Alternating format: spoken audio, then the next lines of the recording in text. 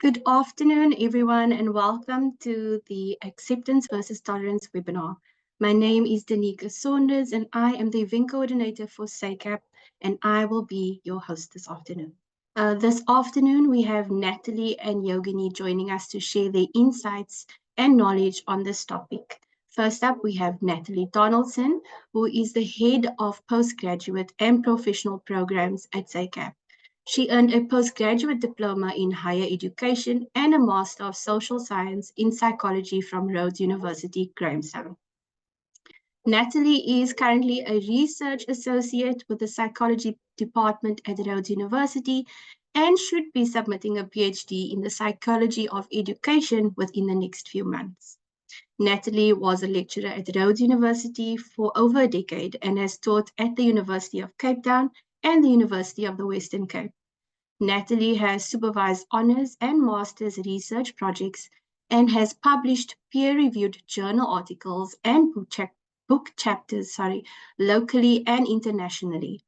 Natalie's research and teaching interests lies in exploring the intersectionality of gender, race, and sexuality, and the ways in which these identities impact on people's lived experiences in South Africa. Then we have Jogini Packery, who is the head of campus at the SACAP Johannesburg campus.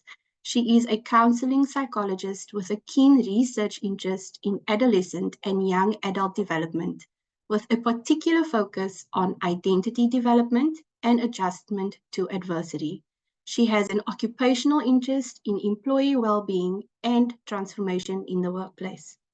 I will now be handing over to our speakers. Thank you. Well, thank you so much, Nika, and welcome everybody, and thank you so much for joining us. It's so nice to see that, on a cold, rainy day, we have so many participants who've actually joined Jogini and I for this webinar. As you can tell from my bio, that this is a topic that is close to my heart, to something that I am quite passionate about. So I'm excited to be spending the first half of this webinar with you guys. So in a country as rich in diversity as South Africa, and with our, history, the way in which we approach diversity and difference is important.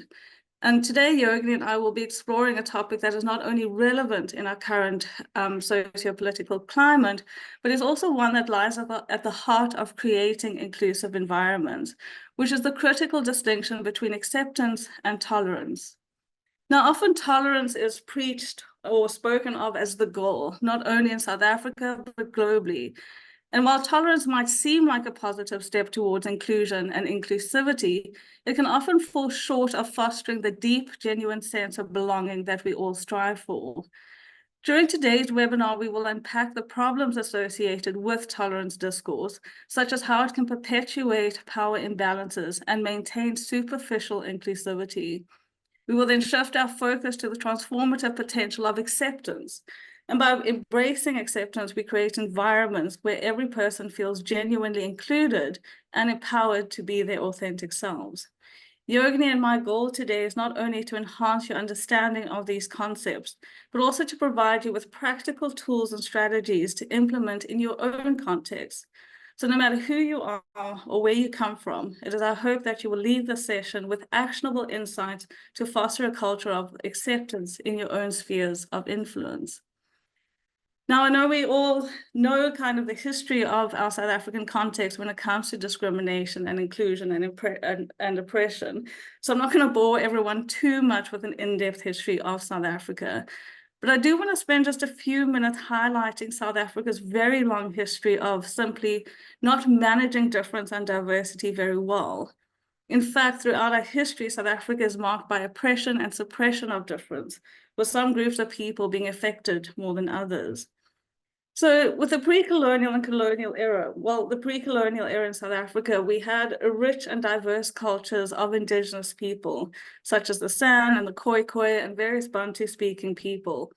And it's not that there wasn't a kind of social hierarchy that existed within these cultures or groups of people, but rather that the hierarchy that exists wasn't necessarily based on specific identities. Then with the colonial era, This came with a profound change and conflict, with European colonization leading to the displacement and oppression of specifically indigenous people. While colonialism technically ended in the early 1900s, the legacy of land dispossession and racial inequality continued, and this actually ultimately laid the foundation or groundwork for apartheid. Now, the apartheid era in South Africa was from around 1948 to 1944 and was characterized by legalized and institutionalized racial segregation and discrimination. It categorized South Africans into racial groups and enforced segregation in all aspects of life. This included education, housing, employment, and public services. Key laws such as the Population Registrations Act, the Group Areas Act, and the Bantu Education Act created a rigid racial hierarchy, privileging specifically white South Africans while disenfranchising Black, colored, and Indian populations. Black South Africans were also forcibly removed from their homes, confined to impoverished townships, and subjected to a pass system that controlled their freedom of movement. Economic disparities were stark, with Black South Africans relegated to low-paying jobs and denied access to quality education and healthcare. We need to also, though, remember, and sometimes this is forgotten, is that not only was a systematic and legally sanctioned racism in South Africa, but other groups were also oppressed. So, for example, there were numerous laws against queer sexualities and gender non-conforming people. There were laws that prohibited women's freedom of movement and freedom of choice as well. So various groups of people were oppressed by various laws during apartheid. Now, while resistance to apartheid was met with severe repression, and often violent repression, it did happen. And obviously we know this because of where we currently are. So many people and groups of people actively fought against the apartheid government through both peaceful protests as well as armed struggles. Organizations like the ANC, the PAC led campaigns against the apartheid regime. And ultimately the end of apartheid sort of started with the Soweto uprising in 1976, and before that, the Sharpeville massacre in 1960. Now, these two huge events drew international awareness of what was actually happening in South Africa, and this led to widespread international resistance as well to the apartheid regime. And this included things like economic sanctions, diplomatic pressure, and this gradually then meant that, the South African government was forced to actually reconsider its policies. Now, in the early 1990s, under President F.W. de Klerk, apartheid laws were repealed. And this is not because the apartheid government decided that discrimination and oppression was wrong, but rather because of the international pressure that was and sanctions that were laid against South Africa. But negotiations began with anti-apartheid leaders such as Nelson Mandela, and this led to our first democratic elections in 1994, where Black South Africans and people of color were allowed to vote. This historic election marked the end of apartheid and the beginning of a new era of democratic governance in South Africa. The ANC, as we know, won a decisive victory, and Mandela became the country's first Black president. The elections marked the official end of apartheid and the beginning of a new era of inclusive governance.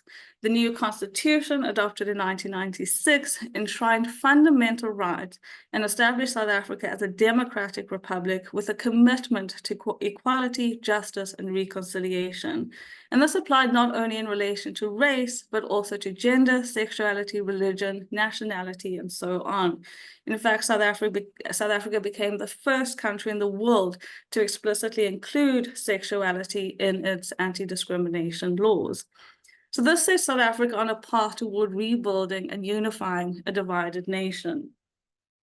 Now, the post-apartheid era in South Africa, while it is marked by significant political progress and the establishment of a democratic government, still faces numerous challenges because of our legacy of colonialism and apartheid. One of the foremost issues has been the persistent socioeconomic inequalities rooted in the apartheid system.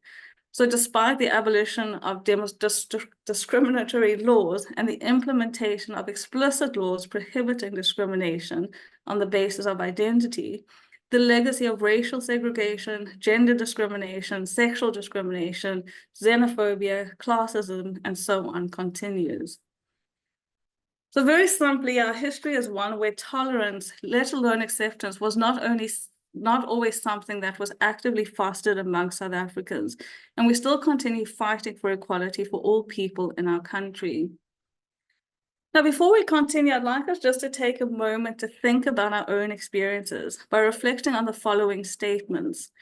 As I go through each statement, I want you to take note of whether it applies to you or not. Don't think too hard. Your first initial response, which is usually a yes or no, is what you should go with.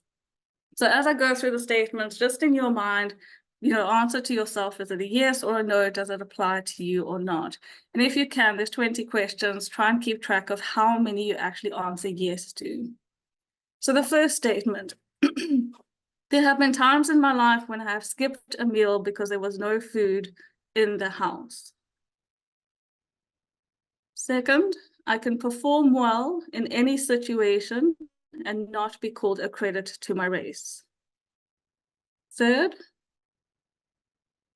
I can be sure that I will not be followed by store security while shopping because of my race. Fourth, me and or my family has medical aid. Fifth, I have never felt uncomfortable about a joke or a statement I overheard related to my race, ethnicity, gender, appearance, or sexual orientation, or felt unsafe to confront the situation. Next, my work holidays coincide with religious holidays, and I don't have to take leave to celebrate my religious holidays. Next, English is my first language. Next, I have a college and or university education. Next, I don't really fear for my safety while walking alone. Next, I can find band-aids at shops designed to blend in with or match my own skin tone. Next, I have my own transport and don't rely solely on public transport. Ubers don't count, by the way. Next, I'm able to walk through the world on a daily basis without fear of sexual assault. Next, I can show affection for my romantic partner in public without fear of ridicule or violence. Next, I did not take out loans to pay for my education. Next, I have never tried to change my appearance, mannerisms, or behavior to feel more accepted. Next, I can legally marry the person I love regardless of where I live. Next, I have never been bullied or made fun of based on something that I could not change. Next, I can buy new clothes or go out to dinner whenever I want to. Next, when booking a romantic vacation, I don't have to worry that my partner and I will be treated unfairly. And then last, I can take a job with an affirmative action employer without having co-workers suspect that I am unqualified and or got the job because of my race. Now, there's numerous of these kind of exercises that you can find on the internet, just to give you an idea or get you thinking about your own identities and what this means for your experiences. And also how to kind of get you thinking and reflecting about how your own experiences are significantly different to the experiences of others just because of who you are or what you look like. If you answer yes to the majority of these questions, it doesn't mean that your life has been easy, Rather, it means that the challenges that you have faced in life are not due to some of what we call privileged identities. Now, oftentimes when the topic of privilege comes up, this often results in heated debates, tension, and sometimes defensiveness. So I think it's important to understand what we actually mean when we talk about privilege. Now, privileged identity refers to an identity or social position that grants individuals certain advantages or benefits or rights that are not as readily available to others due to societal structures and norms. Now, there's three key aspects of privileged identities. Firstly, privileged identities are often considered the norm or standard in society.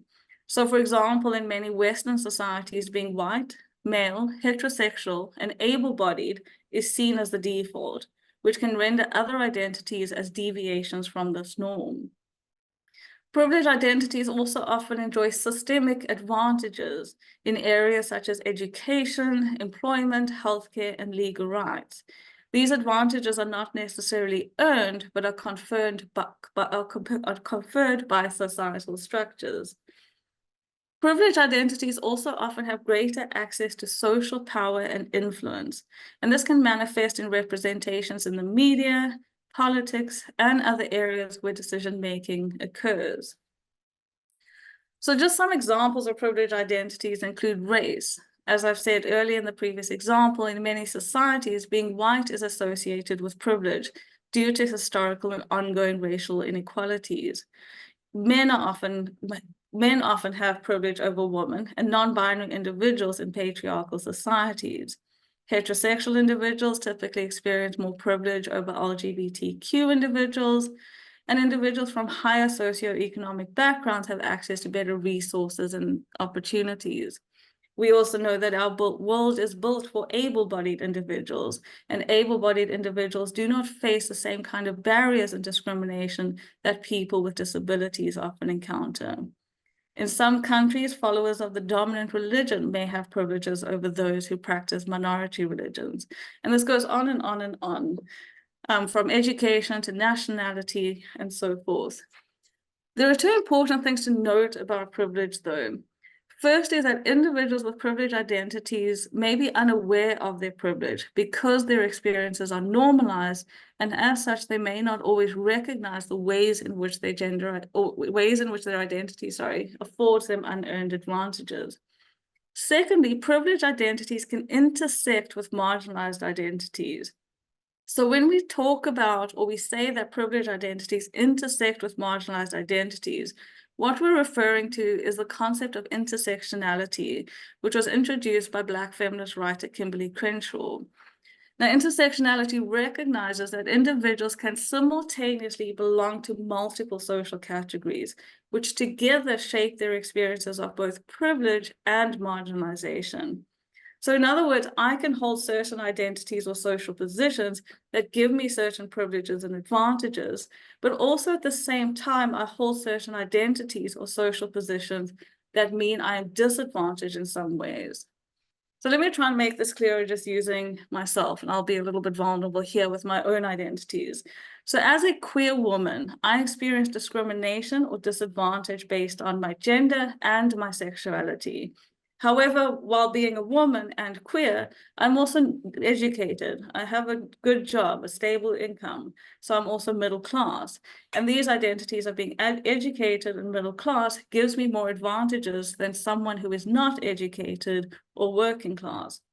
So in other words, at any one moment in time, I am all of these things and experiencing all of these things. So if we look at this image on the screen, we can see that those identities closer to the center are privileged identities and hold more social power than others, while those moving closer to the margins are those that have less social power and are more likely to experience discrimination or disadvantage. Now, intersectionality is important to understand because it helps us understand the complexity of identities and how different forms of privilege and oppression intersect. Considering intersectionality is crucial for understanding the complex, interconnected nature of social inequalities and experiences. And it recognizes that individuals have multiple overlapping identities that shape their lives, their experiences, and the ways in which they navigate the world. So by taking an intersectional approach, this helps us prevent oversimplification and ensures that policies and interventions are tailored to the specific needs of diverse populations and amplifies the voices of those who are most marginalized. By promoting equity and informed advocacy, intersectionality fosters more effective and inclusive solutions in areas such as workplace, healthcare, and research. Ultimately, it is essential for advancing social justice and creating a more equitable society.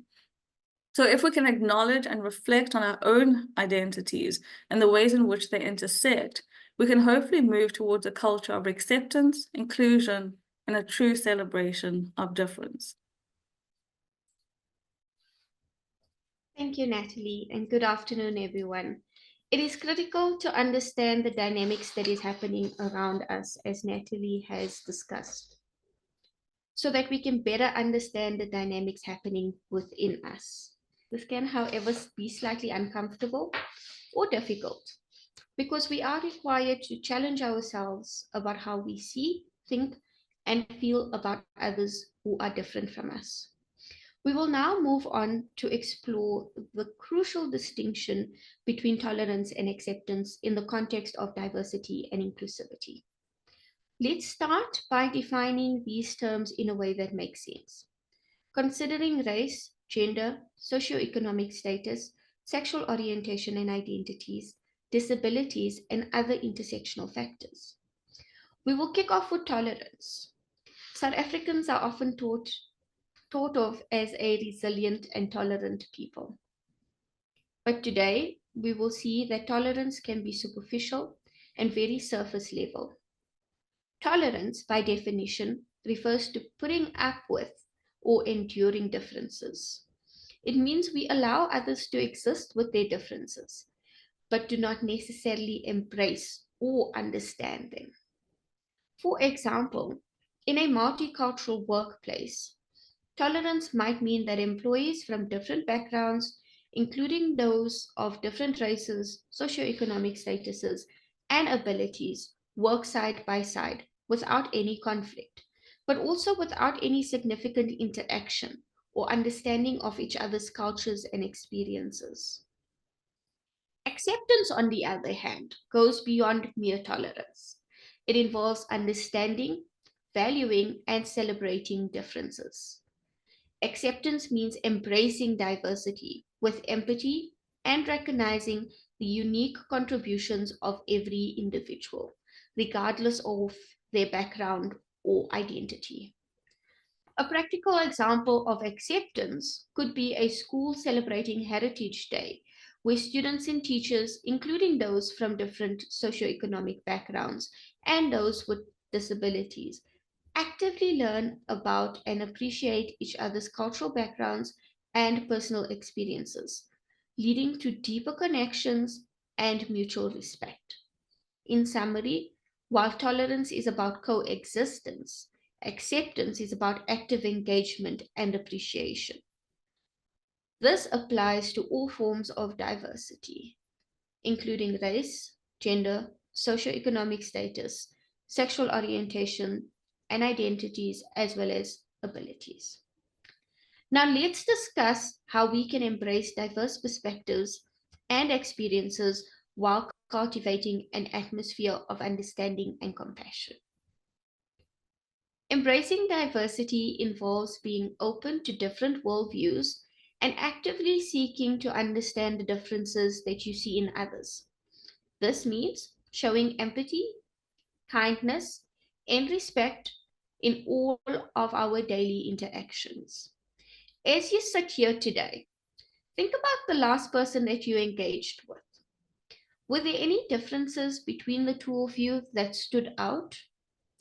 Would you be comfortable exploring those differences with them in a curious but respectful manner?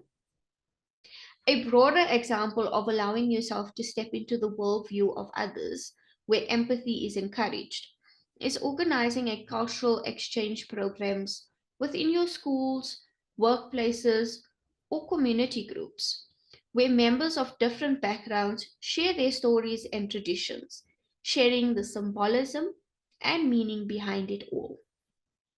Creating a supportive environment can also be achieved through initiatives like community dialogues, where people from different demographics, including those with disabilities, come together and discuss their experiences and challenges. This promotes a sense of community and fosters mutual understanding and compassion. In practical terms, a local business might hold a monthly diversity meeting where employees share a cultural practice or personal experience, creating a richer, more empathetic workplace culture. By actively seeking to understand and value these diverse perspectives, we build stronger and more inclusive communities. So how can we practically cultivate and achieve a respectful curiosity about others while embracing our differences? Let's shift our focus to normalizing acceptance of diverse people in our everyday interactions. This involves genuine curiosity, conscientious approaches, and specific techniques. Firstly, active listening is crucial. When we listen actively, we fully concentrate to better understand before we respond. And we remember what others say. This means that while we may have our own opinions on the matter, we set them aside to clear our minds to receive what is being shared with us. We do not form responses in our minds as we are being spoken to, but we ask questions for clarity and deeper understanding. For example, during a conversation with someone from a different socioeconomic background or with a disability, avoid interrupting and show that you value their perspective by asking thoughtful questions about their experiences. Empathy and cultural sensitivity are also vital. Empathy involves putting yourself in someone else's shoes, while cultural sensitivity means being aware of and respecting cultural differences. A practical approach could be learning about specific challenges faced by the LGBTQ+ individuals and advocating for their rights and inclusions. Let's pause there for a moment. How do you feel about gender-neutral toilet facilities in public spaces? Our feelings towards something as simple as a toilet that is public will tell us quite a bit about ourselves. Firstly, do we have an understanding of the concept and why it is even considered as an option? Do we have fears about what it means to us personally? Do we feel the same way about gender-neutral toilets in our private spaces? How can we remain open-minded about such social factors? Hold these thoughts in mind as we move along. Promoting open-mindedness and willingness to learn from others' perspectives is another key technique. For instance, attending community events or cultural festivals that celebrate diversity, including those on disability awareness and QI+ pride, can broaden your understanding and appreciation of different traditions and ways of life. Choosing to expose yourself to spaces where people from different backgrounds exist will allow you to have genuine engagement with a variety of people and learn from their views on different social matters. This could be in person, or it could be in online communities. By choosing to expand your worldview, you will be able to question why you think, feel, and act the way you do in a reflective manner, promoting a development of self-awareness. In essence, by employing empathy, active listening, cultural sensitivity, we can build a more inclusive and understanding society. This applies to all interactions, ensuring that every person feels seen and valued. What role can we play in ensuring that every person we engage with feels seen and valued? We can start by leading the way forward. Leaders play a pivotal role in fostering an environment where diversity is celebrated and everyone's voice is heard and valued. Whether in communities, workplaces, or families, leaders set the tone for inclusivity. For example, in a workplace, leaders can implement policies that promote diversity and inclusion, such as inclusive hiring practices and diversity training programs that cover socioeconomic diversity, LGBTQI+ inclusion, and accessibility for people with different disabilities. They can also create platforms where all employees feel safe to express their views and experiences, regardless of their background or identity. In communities, leaders can organize events that celebrate cultural diversity and provide forums for dialogue and understanding, including events that address the needs and experience of marginalized groups, such as from lower socioeconomic backgrounds and LGBTQI+ communities. By giving a voice to those who have been silenced by social structure, we can start breaking the silence, breaking the walls of stigma, and creating spaces of acceptance. A community leader might, for instance, initiate a monthly culture day where different cultural groups, including those representing various abilities and identities, share their traditions, their food, their music, and with the wider community. Each person can contribute to an inclusive culture by being an ally, challenging discriminatory behaviors, and holding leaders accountable.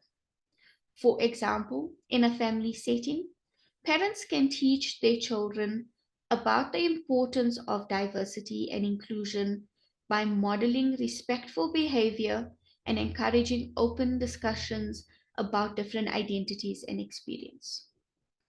By fostering an inclusive environment, leaders can ensure that diversity is not just tolerated, but truly celebrated. Everyone has a role to play in creating a community where every person feels valued and respected.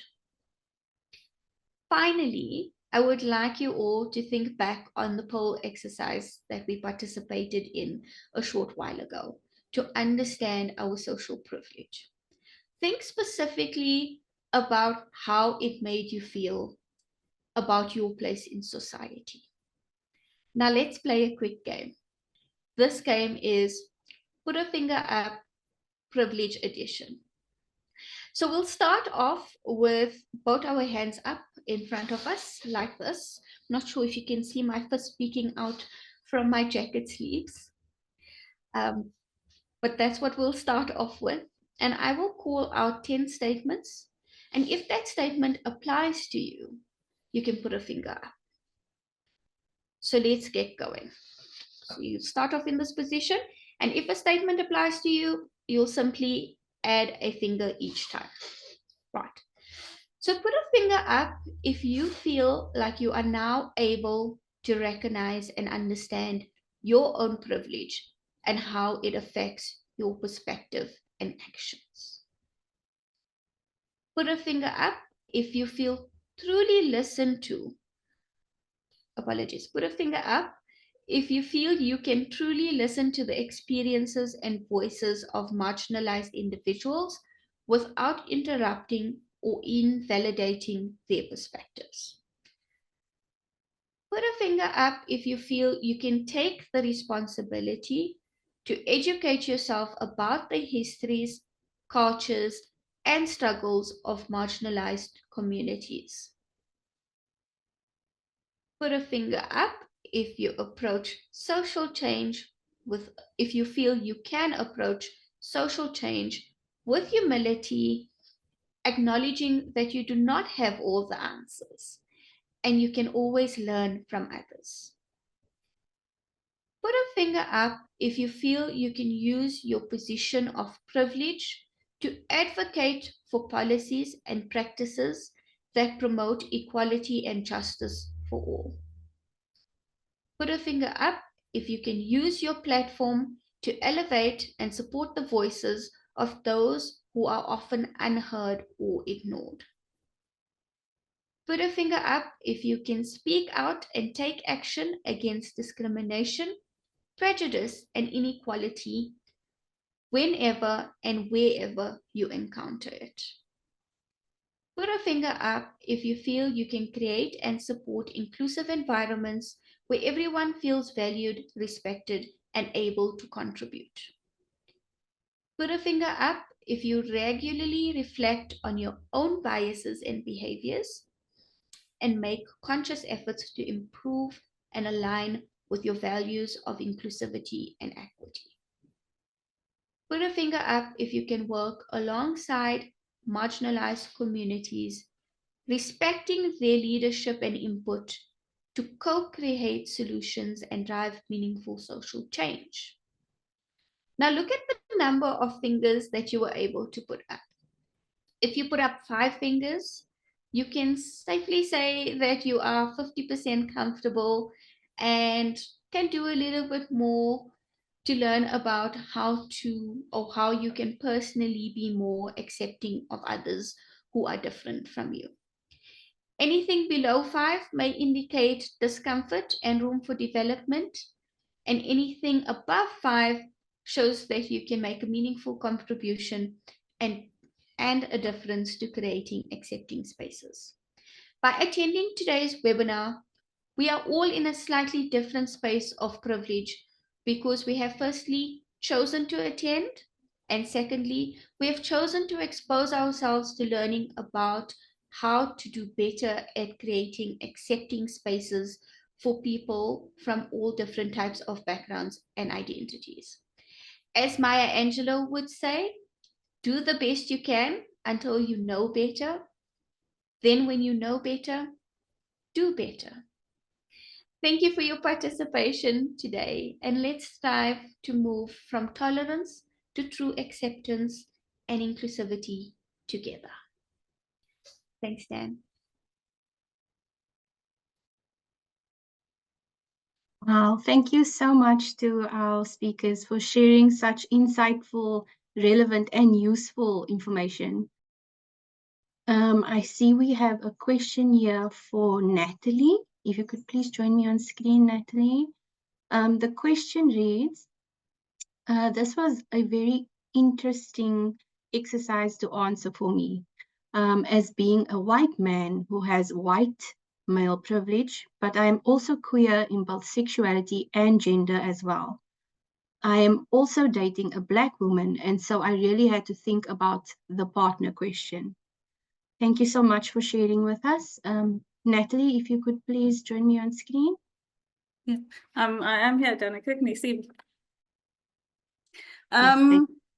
So yeah, that is a very interesting comment, and I think this exactly points to the concept of intersectionality. You know, we assume that you are a man, therefore you have privilege, but it's actually a lot more complicated than that. Because even as a man, in order to have a privileged male identity, you need to behave or perform masculinity in a specific kind of way. And the less you perform that kind of normalized or idealized form of masculinity, the less privilege and advantage you're going to have. Still, the fact that you're queer and a man doesn't necessarily mean that you are privileged. It's a lot more complex. And I think that's an important thing to sort of realize when it comes to our own identities and positions. And similar to what Yogs was saying, helping us understand that and know that might help us be a little bit more empathetic to others. Yeah, and then the thing about race and the partner question is actually really interesting. The first time I did this exercise was in a gender course at Rhodes many years ago. And I'm also I'm a queer woman, but I'm dating a white woman as well. And I was very much aware that, you know, when I'm planning a romantic getaway, I email the people to ask, 1, you know, are you okay with queer people? And 2, are you okay with interracial couples as well? That's always a question I ask. So you're right, that question people often assume it just applies to queer sexualities. But if you're dating outside of your religion, outside of your own culture, outside of your own race, that also affects the kind of advantage or social power that your own relationships actually have. So yeah, I'm glad you found it interesting. Thank you so much for sharing, Natalie. We have a question over here for Jogini. It reads, how would we go about fostering acceptance in the younger generation, especially in children who may not witness this type of acceptance from their parents? Thanks, Yo. Thanks, Dan, and thanks, Nadine, for this question. And I think it takes us back to the role of leadership and how we all can play a very pivotal and very meaningful role in assuming that position of leadership to allow for safe spaces where inclusivity is felt. When we're talking about younger generations, we will meet them in different contexts. And if I look at this question, it's saying, especially where children may not be witnessing this type of acceptance from the home space. So perhaps in the school, perhaps in community spaces where we can attract the audience of the younger generation, we can look at creating support groups. We can look at bringing in campaigns around diversity awareness, and especially at that young age when the younger generation, adolescents, they're exploring, they're trying to understand what's going on within themselves biologically, they're experiencing physical changes, hormonal changes, but they're also trying to suss out their space in society and in different social spaces. Like Natalie mentioned earlier, as human beings, we all sort out a deeper sense of social belonging where we feel like we found our people, where we feel safe and we feel comfortable.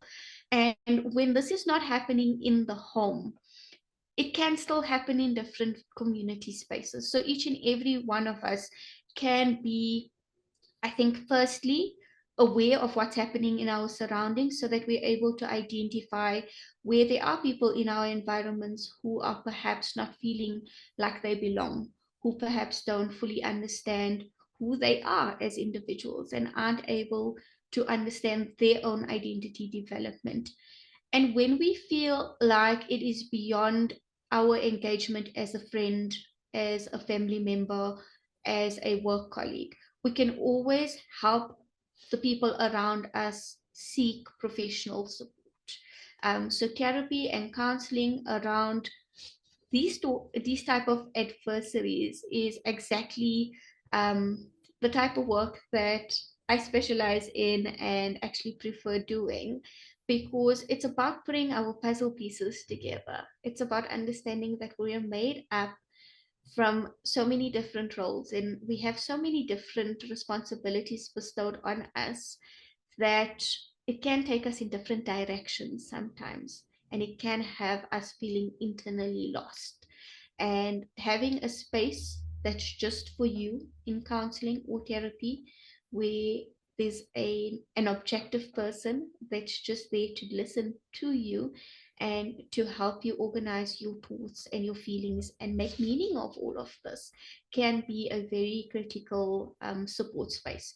So if you aren't able to hold that space for the younger generation, at least help them find where they can get these support resources, but also look at engaging in technological resources. There's communities created around apps, but also looking at groups of communities within apps.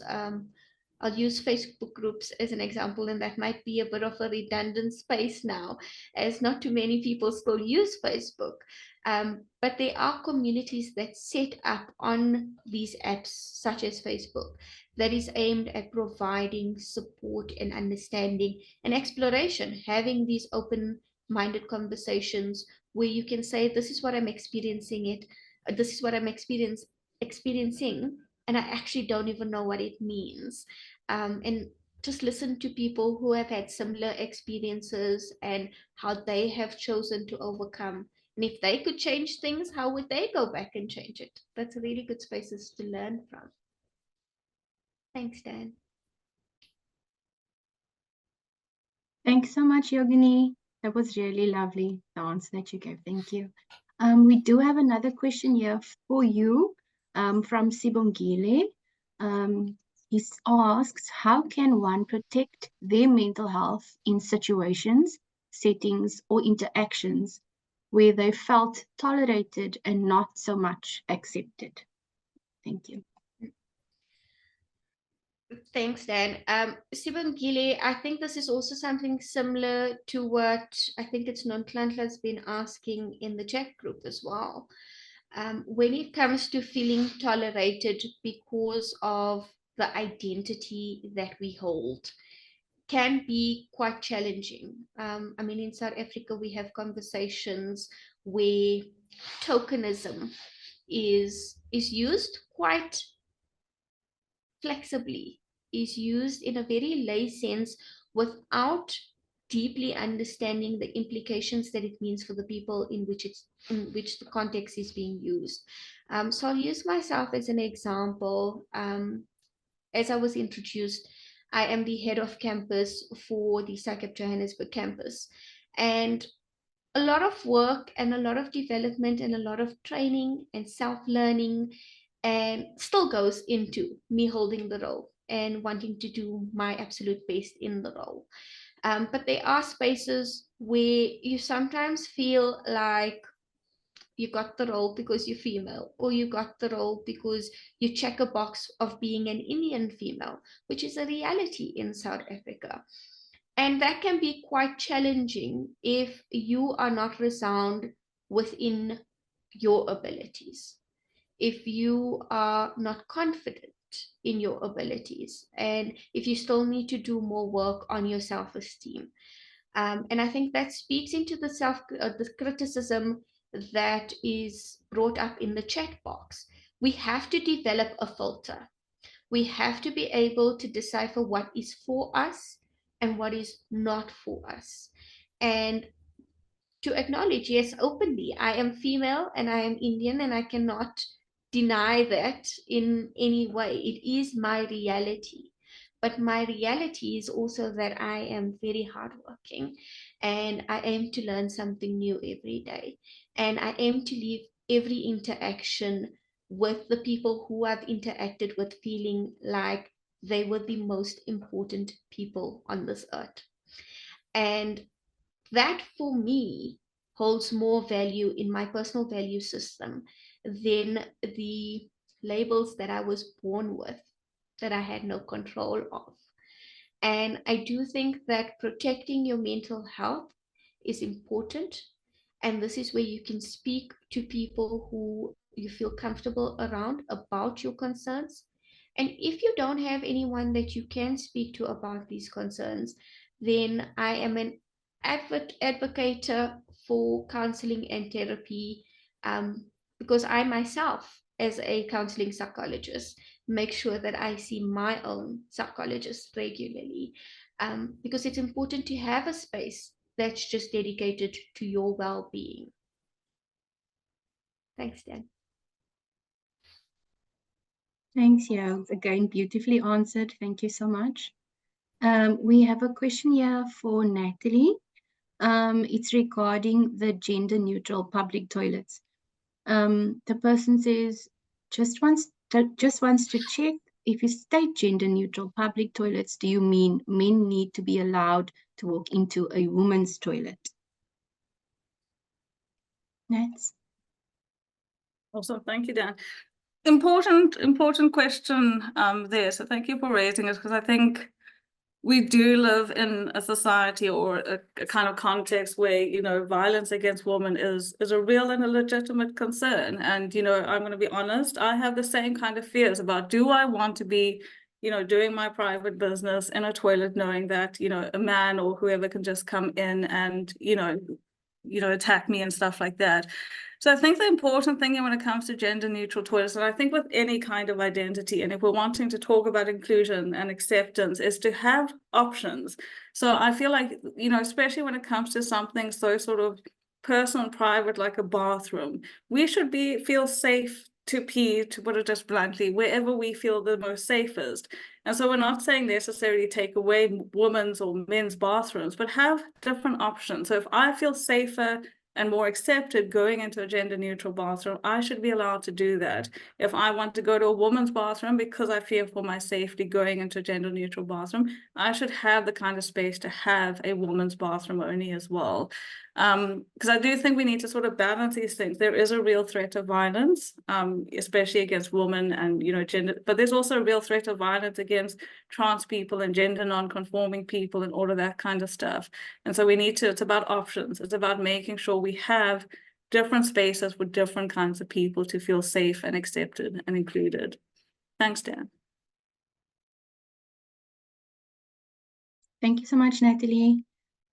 We have a question here for Jogini from Emily. The question reads, how do we advocate for acceptance of women's contribution in the boardrooms by male leaders, regardless of color? Thank Thanks, Dan. This is a slightly tricky one because it is a very structured corporate space that we're speaking about. And like I say, the responsibility does fall quite squarely on the leaders within that space. As a female who often contributes to important decisions within my organization, I would like to think that performance speaks for itself. I'm a stern believer that if my colleagues feel that I could make a positive contribution to the task at hand, they will seek my consult. But I'm also very resolved in not needing to assert myself in spaces where I'm not invited into. I always strive to make a difference from whichever platform I am sitting in, and always try to make the most meaningful contribution, and of course to challenge. I know that confrontation does have negative connotations, but I personally feel that there's a lot of discomfort that can be created through confrontation because there's a lot of change that needs to happen. And if we want to see true transformation in organizations, South African organizations particularly, then we need to dig deep within ourselves and to hold our ground, to know our value systems, and to also understand when to challenge ourselves and tap into our self-awareness, where we can learn and we can grow, but where we are sound in our beliefs and where we are sound in our opinion, to make sure that we voice it with our chests, that we don't meekly contribute our voice, that we make our voice loud and we make our voice known. And what then comes of it is not really within our control. Nats, would you like to add to that?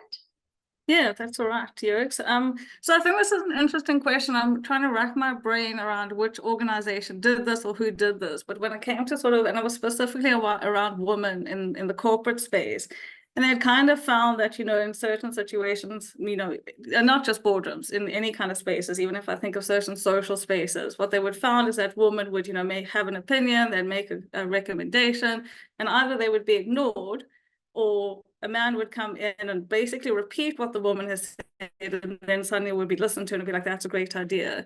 So one of the suggestions was, you know, women need to support other women in these kind of spaces, and also men who have enough self-awareness to kind of see what is going on should be supporting women too. So for example, if I'm sitting in a board meeting and Yogs is there and she has this, you know, idea about how to, you know, deal with something or a solution or an opinion on something, and I can see that she's, you know, being dismissed or ignored, or some man has just now come in and said exactly what Yogs has said, but Yogs was ignored, I should come in and repeat, oh, but yeah, Yogini did say this, you know, Yogs also suggested this, and I think it's a good idea. So I think that's one of the ways.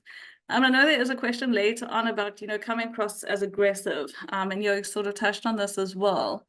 And I think it's really interesting is that when people from marginalized positions talk about being discriminated against or feeling like they are being excluded or not accepted, there is this kind of, you know, you're too emotional, you're too sensitive, you're reading too much into it, you are aggressive. And I think this is a kind of challenging topic, because how do you still voice your opinion and say what you need to say and talk out against discrimination, knowing that you're going to be positioned as, you know, the person who's, you know, in certain workplaces, not at SACAP, in certain workplaces, I was often positioned as, you know, the very aggressive person, like I'm too emotional when it comes to these, you know, issues. And it's hard to kind of live with that. It's hard to then kind of speak out. But sometimes we're gonna kind of just have to do that and try and find allies with other people in those spaces, find people that you can connect with. If you're going into a meeting with someone and you know the gender beforehand and you have some ideas, ask for support. Go in there knowing that you have support. I don't know if that makes any sense, but I just wanted to add that.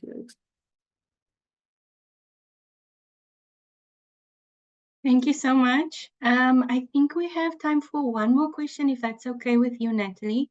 I see that we have one here from Palesa. She's asking, at what ages do you suggest we start speaking to children about these things and this type of topic? Yeah, important question. I don't think there is any time too soon to be talking about this. And I'm trying to think back to my developmental psych, and, you know, children or babies start noticing differences. I think one of the first things they start noticing is sort of the difference in tones between men and women's voices. So children notice difference very early.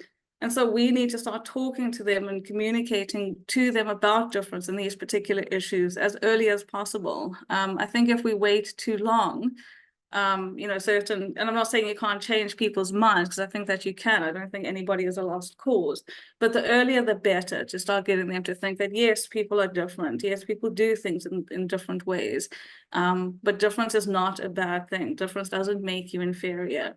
So I think as soon as your children start talking or engaging with the world or whatever, the earlier the better. Thank you so much, Natalie. I know I said one more question, but I think I see one that's really, really important to this conversation. Yogs, it's for you. Prudence is asking, I would like to know, how can one tolerate or accept someone who is not sure of their gender, whether it's male or female? Is it correct to ask them about their gender so that you support them correctly? Thank you. Thanks, Dan. I actually put off my camera so that I could respond to Prudence via text. But I think this is a very, very important question.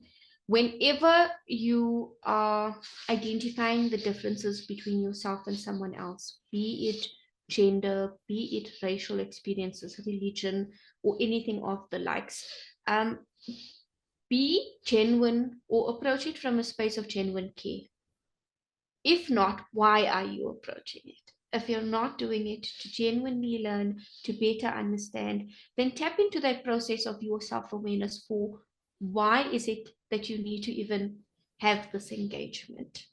And when you do have the engagement, if you decide that I want to be here for this person, or we exist in the same space and I'd like to create a meaningful space, then ask them what their levels of comfort are.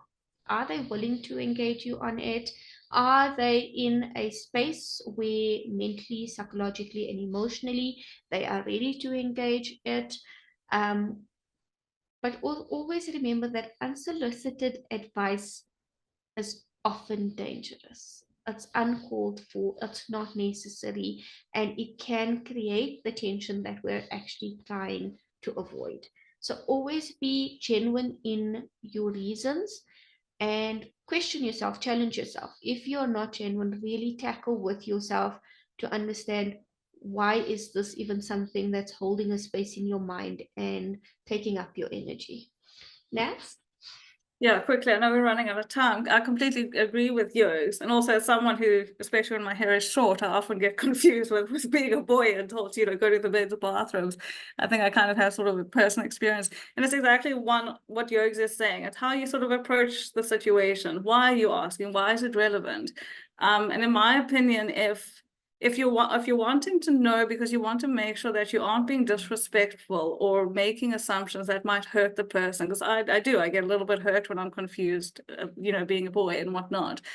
The nice way to kind of do it, especially around gender, is to, you know, if you're introducing yourself to someone, say, hi, Jogini, my name's Natalie, my pronouns are she and her. and then give Jogini the opportunity then to also respond with her pronouns. So you're not asking anything sort of directly, but you're opening a space where the person can kind of disclose whether they want to, their own pronouns, which will give you some idea, hopefully. That's just one tip. I'm not sure if it's a very good tip, but I know that is something that I often appreciate, from my own experience. Thank you so much.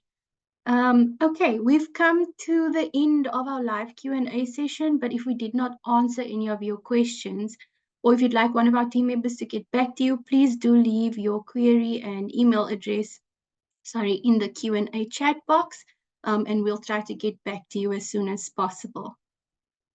Please do follow us on our various social media channels to stay up to date on upcoming events, program launches, and updates, and to see the recording to this webinar. Once again, I'd like to thank our attendees for joining us this afternoon, and to our wonderful speakers for joining us as well. We hope you have a wonderful afternoon further.